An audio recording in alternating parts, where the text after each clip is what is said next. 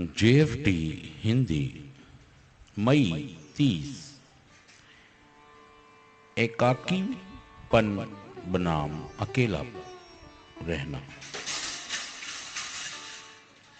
दूसरों के साथ शेयर करने से हम तन्हा और अकेला होने से बच जाते हैं। Basic text number 77। अकेले रहने और तन्हा होने में एक फर्क है।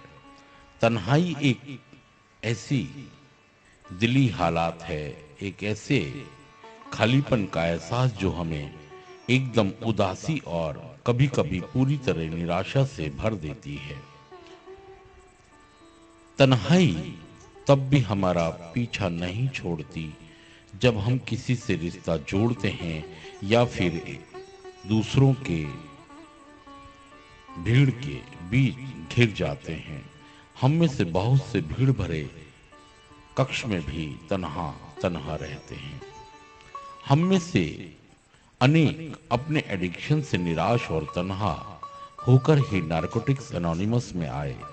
मीटिंगों में भाग लेते हुए हमने नए नए संगी साथी बनाने शुरू किए और इससे हमने सदा यदा कदा अपनी तन्हाई को भी कम होते महसूस किया। लेकिन हम में से बहुतों को अपने सुधार के पूरे दौर में अपनी तन्हाई से बराबर रूबरू होना पड़ा है।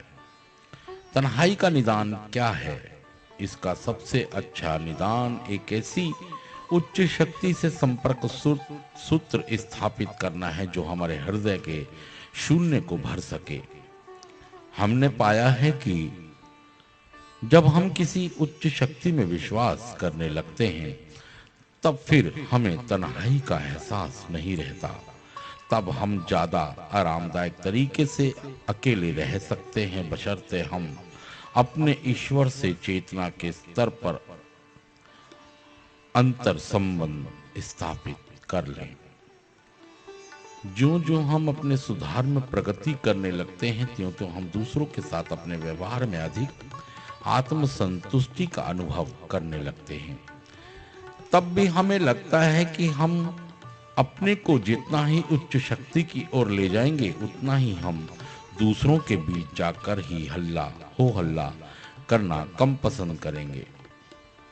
जब हम अपने से बड़ी शक्ति को गहन तरीके से खोजने और उसके साथ अंतःसूत्र कायम करने के लिए अनवरत सक्रिय हो उठते हैं तब हम अपने ही अंदर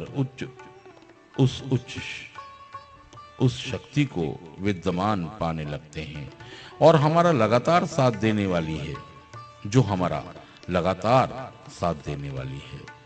हम यह महसूस करते हैं कि हम आध्यात्मिक स्तर पर अपने से बड़ी किसी शक्ति से जुड़े हैं। सिर्फ आज के दिन मैं उच्च शक्ति से अपने चेतन संपर्क के क्षणों में एक विशिष्ट आत्मसंतोष का अनुभव करूंगा। अब मैं कभी भी तन्हा नहीं रहूंगा। थैंक यू दोस्तों, शुक्रिया सुनने के लिए।